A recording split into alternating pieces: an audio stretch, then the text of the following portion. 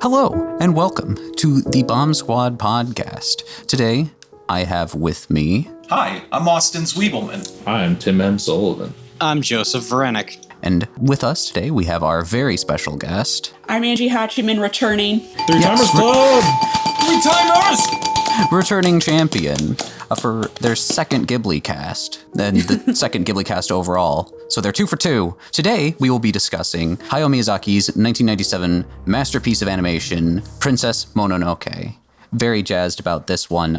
Princess Mononoke is a hugely significant sort of film in the history of Japanese animation. It is not the first Studio Ghibli film to make it over to the US. You know, we've got Nausicaa in its heavily truncated form of Warriors of the Wind with good old Princess Zarna and, you know, about a half hour cut from it. And, of course, Streamline Pictures brought over Laputa, and Troma distributed My Neighbor Totoro, which is a match made in heaven. Yeah, the Toxic Crusader guys. But Princess Mononoke was the first one to be distributed by Disney, or well, Miramax, and the first one with a proper celebrity voice cast and everything. On top of that, it's just like, for as much as its importance in like exposing Western audiences to Ghibli works it's also just a masterpiece in and of itself, clocking in with the highest number of animation drawings in any Japanese animated feature ever made, taking the record from Almighty Akira, which itself only, 20 years later surpassed the classic Horus, Prince of the Sun from 1968. It's a really rich sort of Jidaigeki work from Miyazaki, his first really historical piece, following in the tradition of the likes of Kurosawa, who was a director he had a lot of respect for. And I'm really thrilled to talk about it, but I won't bog us down with history. I have a lot of things I'm going to say about it, like in historical context, but that'll come later, because I want to give you guys more opportunity to gush about this movie, because it's really good. So leading into our very first question, which is already a two-parter, what is your history with Studio Ghibli and Princess Mononoke in particular? Tim, Angie, and myself already addressed the first part of this question in our episode on Castle in the Sky, which you should very much watch. It's really good. So we'll allow those who haven't been on a Ghibli cast to take the lead here, starting with Joe. As far as my history with Studio Ghibli, as far as what anime I have seen, or just like any like Japanese animated films in general, that's pretty much where most of my knowledge of it lies, is with Studio Ghibli, though I've not seen a whole ton from it. I've seen Spirited Away, because when I was like a teenager, that was like so high up on IMDb's top 250 like best films ever made. What? A human? Let's go! That one I really enjoy. I've seen My Neighbor Totoro, Howl's Moving Castle. I get laughed at for saying that I have a soft spot for it, but when I was a kid, I saw Porco Rosso, and I really enjoyed it. Porco Rosso absolutely rocks. I wonder if people just haven't... I feel like it's less seen than basically all of Miyazaki's other films, so maybe that's why. They're just not in the know. They're not as cultured as you are. Fair. Someday I'm gonna get off my lazy butt. Watch Porco Rosso. I mean, I guess the only other thing outside of this one we're talking about today is Ponyo, but that was also like super popular around the time it came out, so I was just like, I should probably get in the know of this. As far as my history with Princess Mononoke, it's been on my watch list for a long time, so yeah, no, this was a first-time experience for me. Hell yeah, that rules. I'm glad you were able to check it out for these purposes. It's a real, obviously, just very much a gem of a film. But, no, Austin, your history with Studio Ghibli and your history with the movie, Princess Mononoke. My first interactions with a Ghibli movie was my sister watching Kiki's Delivery Service on Disney Channel, and I had no idea that was a Ghibli film at the time. I really love it here, but people don't seem to like witches in this town. Depends on the people. Then a few years later, it's Saturday, March 18th, 2006. I've been seeing these ads saying, Toonami is proud to present 4 of the greatest animated movies ever made. It's the month of Miyazaki on Toonami. And I see Spirited Away that evening. The Saturday after that, they air Princess Mononoke. I see the little parental advisory beforehand, and I just get hype. I'd go on to watch most Ghibli films after that on dates. That was just kind of what I did with them. The first one I ever got to see in theaters was Ponyo when I was like 14. And you can imagine how ripped off I felt as a 14-year-old boy who thought that Princess Mononoke set the standard tone of a Ghibli film when I saw Ponyo and Totoro for the first time. Ponyo wants ham! All she thinks about is ham, Mom. And I still hold a little bit of a grudge against Ponyo for being more of a conventional children's film. And that's it. That's my Ghibli history. That's completely fair. I think The Month of Miyazaki is a pretty common starting point in particular, because, that's where I first saw their works, particularly for people of our generation. But yeah, all right. History with Princess Mononoke. Tim. So kind of like what you were saying, me, Angie, and Ethan already kind of talked about our history with Ghibli and Miyazaki at large on the Castle in the Sky podcast, which you should check out because it was the first podcast I edited. And also the only podcast I've edited where I didn't feel like I wanted to die at the end. I've peeled my last potato!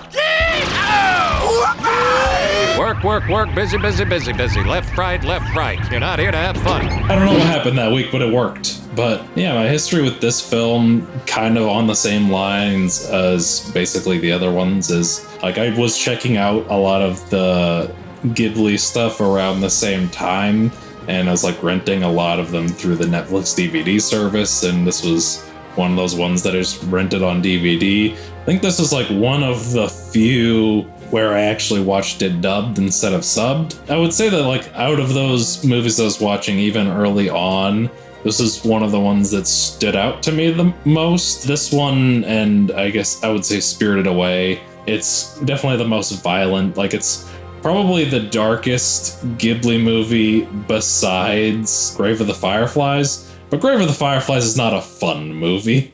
It's top 10 bummer movies of all time. What is this stuff? Never mind that. Just dump it.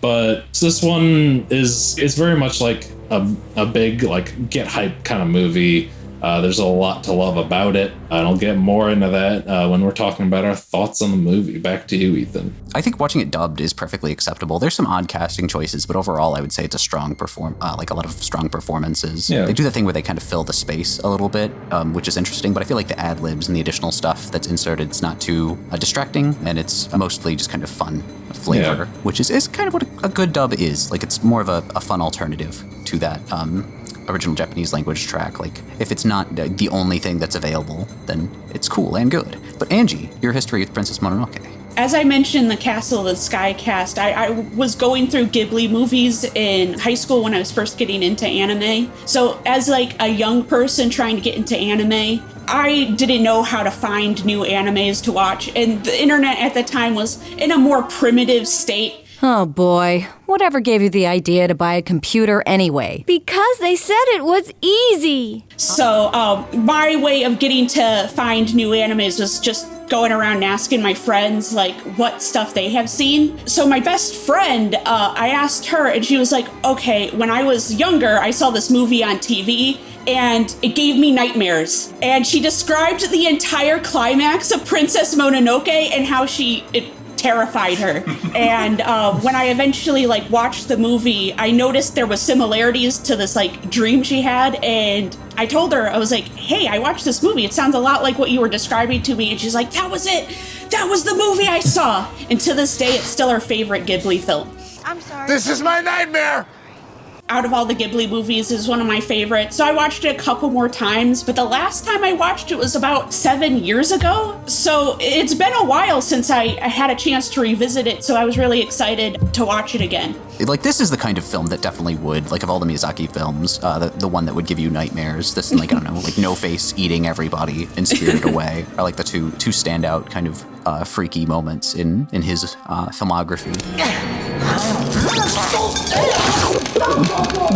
But yeah, my own history with Princess Mononoke is much like Austin. I saw it via the Month of Miyazaki on Toonami in that original form. I think it was the one that stuck with me the least out of all of them for some reason. I think it was just a case of the setting in which I originally watched it, because I think I was at my grandmother's house and we were having dinner or something, so I couldn't give it my whole attention. There was a brief period in time where I was like, ooh, Ghibli movies, they're overrated. I think like very brief when I was like in my middle teens, and that passed quickly after I revisited them, Princess Mononoke being one of them, and I'm like, oh wait, no, I was just wrong. Edgelord Ethan.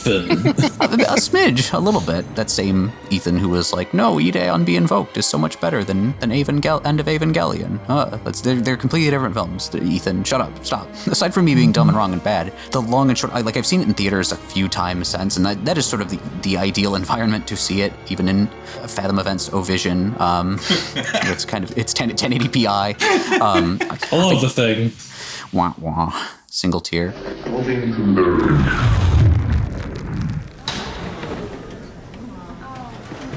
But no, like it is such a big film, and even among like Miyazaki's film, like it still has that level of nuance, but it feels maybe more like any of his other films, an event film. Like this is a big damn deal, but it still manages those quiet moments, that intimacy, which is really effective, I think. Like the stuff that sticks with me about Princess Mononoke maybe it isn't even those big scenes, it's those little moments. And I think that sort of characterized my love of his other films. But that's sort of dipping into our next question regarding overall thoughts on the film. Joe, would you like to start us off? Oh no.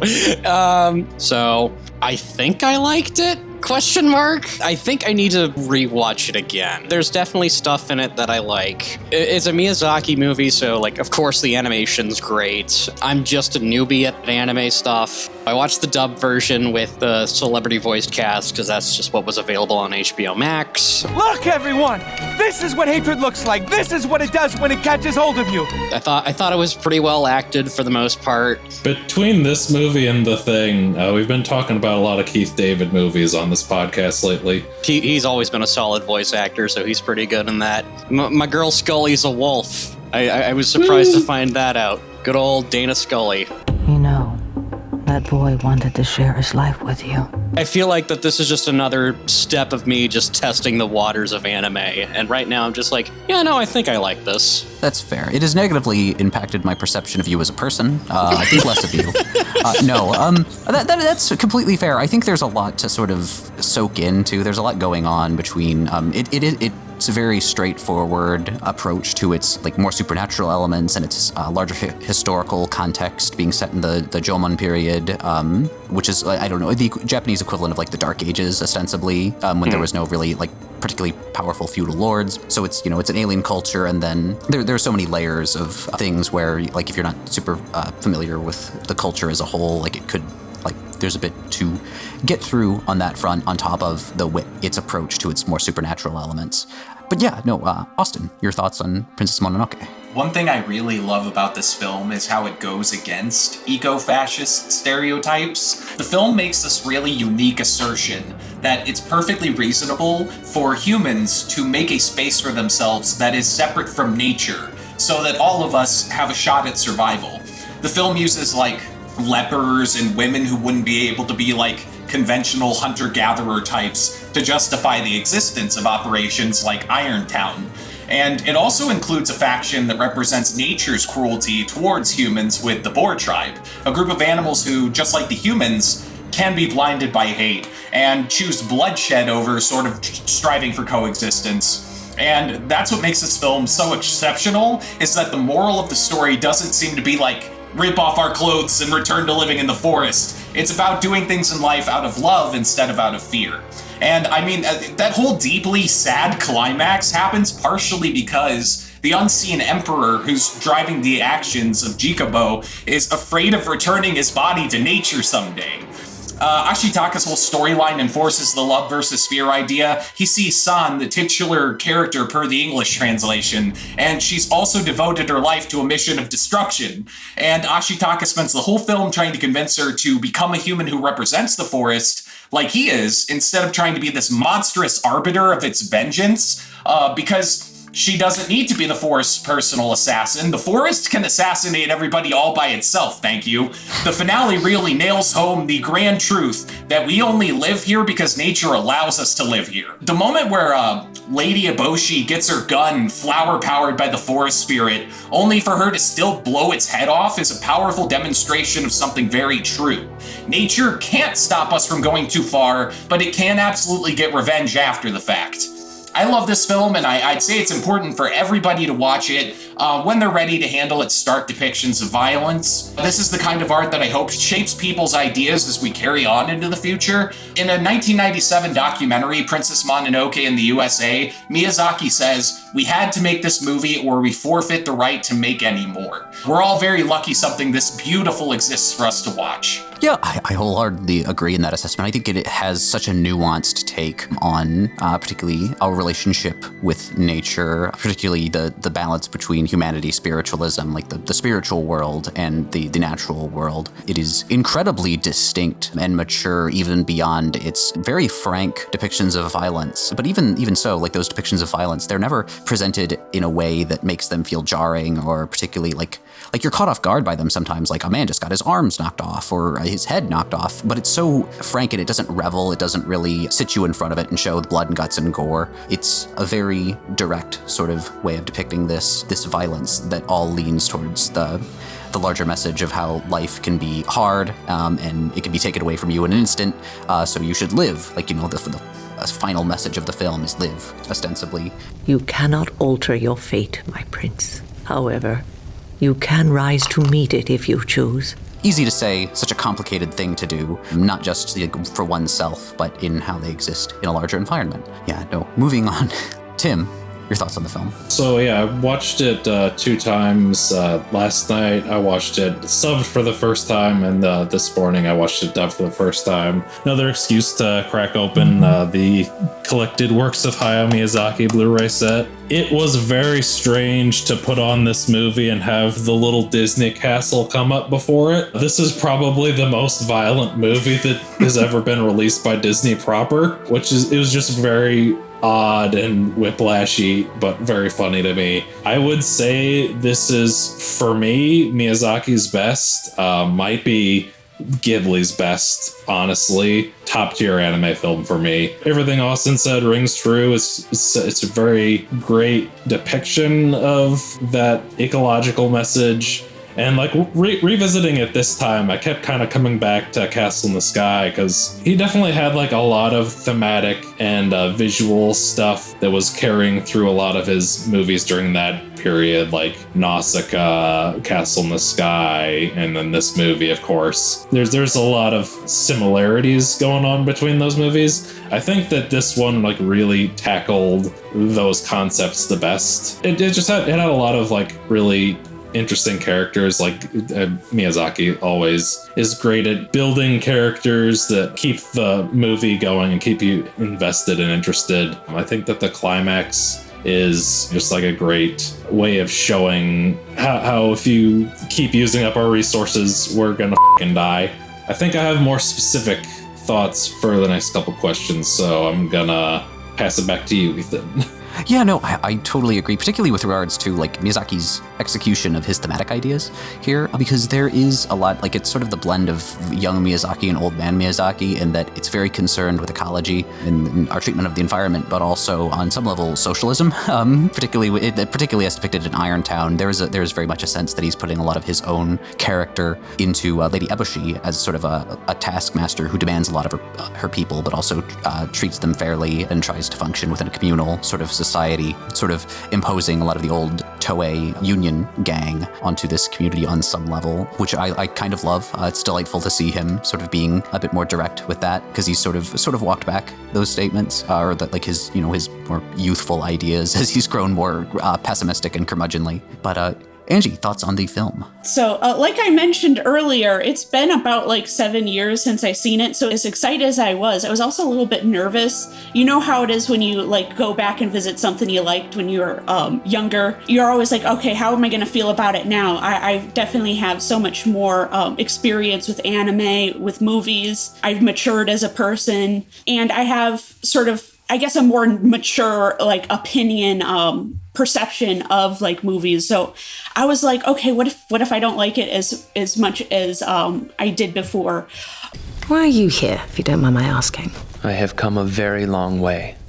I can't tell you more than that. But it was the exact opposite. I ended up falling in love again with the movie. Like, I think I appreciate it and love it so much more now than I ever did when I was younger. And I'm so glad I went to go and see it in the theaters for the 25th anniversary screening. I enjoyed it so much that I refused to like watch it again like before the podcast, because I was like, I just don't want to taint that experience I had of going to see it in the theaters. I even like went out and bought like the Steelbook like immediately afterwards because I liked it so much. But basically my thoughts, what I noticed is, I think I mentioned something about this in the Castle of the Sky cast, where I said like Miyazaki's movies kind of have a flow to it. And I noticed that with this movie too, where the progression of events is just incredibly smooth. Like it moves consistently. It had really good pacing, like, but a good balance between like the fast moments and like the quiet moments. So you're really engaged with like the story, with how it moves through the different events and how it's paced. So I never got bored. Like I was never like, gosh, when is this going to be over? Because it's a pretty long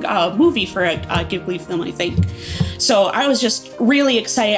Every moment of the movie had me like invested in what was going on. And it also has like really great, like a deep message. Moro, the wolf mother, I think every like scene, every bit of her dialogue was really profound and really got me like in the feels, especially the moment where she's talking with the blind boar. Like that really got, that scene really got to me. You'd risk everything on one last battle. That's just what the humans want. Even if every one of us dies, it will be a battle the humans will never forget. I also want to say that Ashitaka is kind of a badass. I know out of all the Ghibli men, like Howl's probably like the most popular, but Ashitaka fangirls need to rise up because that dude is a badass. Like one of my favorite all-time scenes is the scene where he picks up San and he's carrying her over his shoulders. He gets shot through the chest and then he lifts a gate that's meant for like 10 people while he's like bleeding out and everyone's just watching silently. That's my Gatorade get hype moment. Like that part gets to me every single time and I love it. And I just think Ashitaka is like a really, really cool character. Yes. Yes. No, Ashitaka rules. Like Howl has that very much I can fix him kind of quality to him, but like Ashitaka is like there's no fixing required. He would just do everything for me. He would take care of me. Right. Okay, it's fine. You know, if people want to like Howl, fine. You know, have fun with your whiny bitch boy who's going to cry over his hair. I'm going to get Ashitaka who's going to like decapitate people. Yeah, I can relate to crying about your hair. No. My own thoughts on Princess Mononoke. I like it. I think it's a gorgeous film. I think it's very effective. And mostly what I would be normally doing here is just sort of reiterating what these guys have said. But I commenting on more of what occurred to me during this last viewing is how much it has a relationship with not a Miyazaki work, but Isao Takahata's first film, Horus, Prince of the Sun, or Horus Daiboken, Taiyo no Daiboken. Yeah, his 1968 feature that he made for Toei. It's really interesting. Like it really stood out to me when I opened up a copy of the art of Princess Mononoke, and like one of the first images is a concept sketch of San, and she looks very, very much like Hilda from Horus. Like some of it's just aesthetic stuff. The use of the white wolves in Horus, the antagonist Grunwald has white wolves, which he sends after Horus in the opening of the film. The openings of the films are similar in that it's sort of like opening on the protagonist locked in combat. The juxtaposition between the sort of, very rural community, both of their emphases on sort of marginalized cultures, because Ashitaka is not, I guess, conventionally Japanese. He's from the Amishi tribe, which were a people that were conquered by the Yamato people, who are just sort of the descendants of modern day Japanese. In the same way, Horus was, despite its sort of being pigeonholed into this weird sort of Norse theming, the actual aesthetics are borrowed from the Ainu people of Hokkaido, which were similarly culturally subjugated by the Yamato people, to the point where, like, up until the 90s, it was illegal to engage in the majority of their cultural practices, and they still have not received reparations. And here's Isao Takahata doing something like this in 1968 while also being in a union.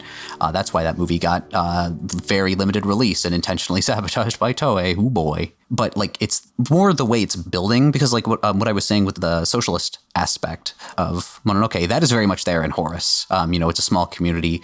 The community in Princess Mononoke is basically just a straightforward, like heroic entity in Horus, whereas in obviously Mononoke, it's Miyazaki depicting something with a lot more nuance and building on this sort of baseline idea. It really feels like a successor to Horus in so many ways that I love. Yeah, like the juxtaposition between sort of a wild child who's constantly angry, much like Horus, and the oily sort of antagonist in Eboshi, and the way she kind of mirrors Hilda, the sort of pick and mix of elements from different characters. That was what really stood out to me on this rewatch. Also, the fact that Lady Eboshi kind of sort of looks like Baizhang from Hakujiden, the 1958 film, the woman where Miyazaki went to see the film on a cold winter night, and he fell in love with her, and he went home and he wept because he thought she was so beautiful. And that was part of the reason he became an animator. There is certainly a resemblance between their characters, if not in their characterization. particularly hairdo-wise, which I love, and I like to imagine is intentional. But beyond that, its own thematic core is so strong and so resonant. We've talked a lot about themes and ideas, but let's kind of hone in on the film's visuals in particular, because golly gosh gee, this is a pretty movie. Again, it has the most animation frames of any animated film made up to that point, even beating out Akira. Yeah, so we're going to talk about the film's visuals in general, the cool compositing stuff that's going on here, and any particular scenes even that just stand out to you. And again, we'll just go in order. Joe, you want to start us off here? For me, like the one thing that like really stood out to me was like the first like instance of like human violence was like something that kind of stood out to me. I had heard all throughout high school that people watched this movie when they were kids. And when it gets to the scene where our lead character gets to the one village and he just oversees like this massacre going on. And in the background, you just see this guy just not even just hand, just like whole arm just friggin' removed. I was just like, damn, what was wrong with their childhood? That's that's some pretty intense stuff for what I thought was a kid's movie. On the Vampire Hunter D podcast, we kind of talked about how that played on Cartoon Network in a heavily edited format in 1995. This was played uncut on Toonami because their contracts forbid people from altering the content of the movie. No cuts. Warriors of the Wind, yada, yada, yada. And I keep thinking to myself, is it crazier that this movie aired on Cartoon Network uncut or that Vampire Hunter D aired on Cartoon Network at all? I think it might be this one. This is a pretty violent movie to just be like showing the little kids on Cartoon Network. That's some pretty ballsy content for a kid, and I applaud it, but how do you sleep at night? They don't. My friend had nightmares. This is true. You did mention that. Its violence is very visually arresting. Like, even if it is treated very casually, it still stands out pretty prominently. That casualness is almost what makes it stand out. Like, it's just a guy's head gets knocked off and it cuts away. It's like just after the second head, you're just like, man, this is what the hell? They're going for it. Yeah. Exactly. Speaking of heads, we've had a lot of movies with like animated like heads coming to life and attacking people. There's Moro in this film, the head in Cobra, the Thing. Just a lot of head. We've been getting a lot of head lately. Just wait till we do House later. Sex joke Ethan over here. Oh my god. A rare treat. But no, Austin, your thoughts on the film's visuals? This is the No Cuts movie where Miyazaki sent the sword to Harvey Weinstein. And I like to refer to this moment as Ermintrout's Folly, in which he made a half measure where he should have made a full. I chose a half measure when I should have gone all the way. He sent a guy a sword to tell him not to cut it. Standouts from this for me, the demon possession in the beginning, those worms, and the forest spirit's Nightwalker form. I mean, what a way to begin the film. I don't know why, but I associate Ghibli with like extremely polished but more traditional methods of animating rather than groundbreaking crazy special effects. But you can't deny the opening boar fight is an extremely impressive sequence. Sort of grouped in with the Nightwalker at one point, or the Kodama. It's always fun watching a Ghibli film because there's usually some kind of creature that fills you with infectious joy, like the soot sprites in Spirited Away or Totoro or various cats in other films. And among that group, there's the Kodama, baby! Miyazaki had to know that these little guys were gonna win hearts because he ended the whole film on a Kodama. But of course, the part where the forest spirit heals Ashitaka and all the Kodama are just screaming their little heads off, absolutely breathtaking stuff. Back to you, Ethan. Yeah, for sure. Again, like there's a lot of great traditional animation, but the digital stuff, like it stands out, but in a way that's like not super distracting. It's not like early CGI kind of material, like, I don't know, like the CGI in Mortal Kombat or something. Or Go-Go. Go-Go 13. Yeah, the CGI in Go-Go 13, the professional, is ooh boy, rough. But yeah, I think that's, those are all like sort of probably some of the most prominent visual standouts. I do love the Kodama. I think it's really interesting if you look at Miyazaki's concept illustrations. They look a lot more freaky, like they kind of have teeth and weirder mouths, and their proportions are all kind of funky. But I love them. Like they're delightful freaks. Tim, thoughts on the film's visuals? Yeah, I mean, like they've been saying, like I think that this is probably what I would say is the most visually stunning Ghibli movie, and that's saying something. I think just because it's like right at that perfect time where they got that perfect balance of traditional with CGI to where it doesn't, like the CGI looks good, it looks well blended in, and like the cell animation is just so, like right at the end of that cell animation era, so it just looks so good. I actually read a trivia that this apparently was the last major motion picture that was animated on plastic cells, which was interesting. But one sequence that jumped out to me in particular on this viewing was when Okoko is being taken over by the demon, and like the little demon worm vine things are taking San into them, and Ashitaka goes in to save her. And like the big like visual comparison that you can obviously make is Tetsuo taking Akira, Kaneda into an Akira. That's a pretty like glaring one. But another like visual comparison that jumped out to me is, again, this is going back to Castle in the Sky. Kind of reminded me of that shot where right before they're going into Laputa and there's like going through the storms and like you see these like gray clouds blowing through the main character's face as he's going like towards Laputa. For some reason, like something about that, the animation in that sequence, like really gave me those vibes. But yeah, just always a gorgeous movie to look at. Glad to view it again. Back to you, Ethan.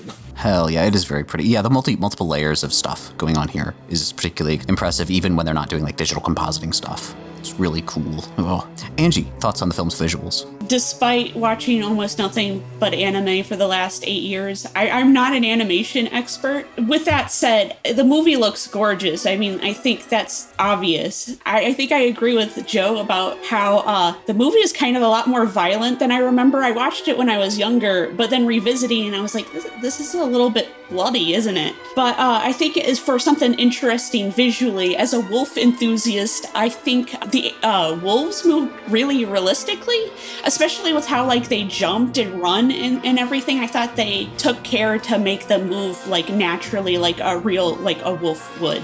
So that's my observation. Yeah, no, the animal animation is really impressive in this. Like everything from the movements of the boars, the wolves are sort of the obvious standout. Yeah, cool. Ashitaka's mount looks fantastic. Just all the little mannerisms, and like not even just like the general stride, but just like the little ticks. That's sort of like what you really love and what you're looking for in a Ghibli film. Is that's what really gives an animation life. Is not just the big moments, but those little things. My own thoughts on the film's visuals is it's great. It looks gorgeous. It's the last major contribution by the late, great Yoshifumi Kondo, director of Whisper of the Heart, who tragically passed away shortly after his directorial debut. And he really would have been that successor to Miyazaki's legacy. All evidence points to it. But I've always loved the way he's able to take Miyazaki's designs, and he makes the eyes just a little bit bigger. They're just a little bit more expressive than those designs you'd see in like Castle in the Sky or Future Boy Conan, and even like in Spirited Away, comparatively, they're a little bit more conservative in some elements, or like Ponyo, the eyes aren't quite so distinct as when Kondo was handling the design work. I think a lot of the big moments are crazy impressive in this film. San's attack on the town, I love the way she moves. It like the mixture of the sort of feral movements and the juxtaposition between the way Lady Eboshi moves, which is she doesn't move a lot, but it's always very measured. And the shot of San charging at her, that sort of multi-plane composited shot, is really impressive. Just all the layers of movement there, and I like perspective shots and that sort of thing in animation. They're crazy impressive. Just one small moment that always sticks out in my brain for some reason is San chewing the like jerky, the meat for Ashitaka. Just the way her mouth moves and the way she like rips the meat from, like, because she can't just like immediately bite it off. She has to tear at it, and then there's some resistance there. I just love that little piece of animation. It's so impressive to me, and it adds so much character, and so in a way sort of characterizes like San's limitations compared to the wolves. Oh, the moment where the wolf, Ashitaka's passed out, and the wolf goes over and grabs his head and just kind of shakes him. I love that scene. It's so funny. But no, like, yeah, there's just a whole lot of really great little moments in this film, and on top of the big stuff, and it's just such a massively impressive visual feast. But that is our time for the day, and we'll move on to our final thoughts on the film. Joe. I'm really glad that I watched this. I hope to get like another opportunity to rewatch it at some point, and hopefully I'll grow to like it more. And honestly, that just kind of goes with just like figuring out what I like in just anime in general. So hopefully, because I plan to be on more anime podcasts, because I feel I should expand my horizons a bit. Hopefully when we do Perfect Blue, I'll have more to say, but I liked it. I feel bad that I didn't have much to say about this. So, movie good. Back to you. Hell yeah, movie good. Austin, thoughts on the film? It is hands down Miyazaki's best film, and it will only grow more important for people to watch this every day we continue down the path we're on as a species. Hell yeah, very much agreed. Tim, thoughts on the film? Yeah, like we've been saying, it's probably Miyazaki's best film. I always love watching it whenever I get a chance. I did get to see it in the theater a couple years ago, and I remember really enjoying getting to see it on that big screen, kind of like what Angie was talking about. Whenever the next Miyazaki Fest, whatever, Ghibli Fest, whenever they roll that out again next year, do yourself a favor and check it out in the big screen if you haven't seen it. Very much so. Yeah, this is one that really benefits from being seen on a big screen. And Angie, final thoughts? My assessment after watching it, between 7 years of watching it, it's not overrated. It's appropriately acclaimed because it's an actually legitimately good movie. So if you haven't seen it in a while, watch it again because it's really good. And if you haven't seen it, you at least gotta watch it once. No, yeah, I, again, wholeheartedly endorse that assessment. Yeah, but much the same. I think it's a really magnificent work. It's building on a long tradition. It's very much a sort of a cathartic film for Miyazaki, coming off a stretch of relatively mature kind of bummers, the Nausicaa manga in particular, which it borrows a lot from, and even Porco Rosso to an extent, which is a more mature sort of film. Even if it's a lot of fun, it has its sad moments. But it's clearly cathartic, and it's clearly he got a lot out of his system, following this up with the relatively lighthearted Spirited Away, and I'm glad he got to make it. I'm happy that he was able to make his period piece masterwork, and I was really happy to talk about it with you guys. And now this is where Tanner would usually do a listeners like you bit. So listeners like you, imagine I'm pointing at the camera. For everyone watching on YouTube, be sure to like, subscribe, leave a comment. That might help us in the algorithm. Maybe it doesn't, but and let us know your thoughts. We want to know what you think of the film. What's your favorite Studio Ghibli movie? Do you have a particular character, a particular sequence you're in love with? Do you think Miyazaki's a hack or not? That would be controversial, spicy. Everyone wants to hear that. If you'd like an uncensored version of this podcast, of course, check out the version on Spotify Video, which we unfortunately do not get any money from. John Spotify himself said that he refuses to give Tanner money because he hates him. So be sure to check out our Patreon, where you can get we'll credit you at the end of these videos in particular with your name. And we have some other goodies that we're going to be working on for the Patreon, some sort of exclusive content in particular that we're considering. And thank you so much for listening. Be sure to tune in next week as the Bomb Squad tackles the follow-up to the much-beloved classic Thor: End of Days with Thor: Love and Thunder. I can't wait to revisit my boy Max Aria, King of Hammers. And thank you so much to Angie for joining us. We're always happy to have you on the show, and we'll very much look forward to having you on again. It's always such a delight. I always love being here. Thanks so much for inviting me. I really appreciate it. And to quote the immortal Hayao Miyazaki, his most infamous line, I didn't want to destroy the bathhouse. Farewell. To see with eyes unclouded by hate. Just slid my ticket across the table and I said, "Sorry guys, I gotta see about a girl."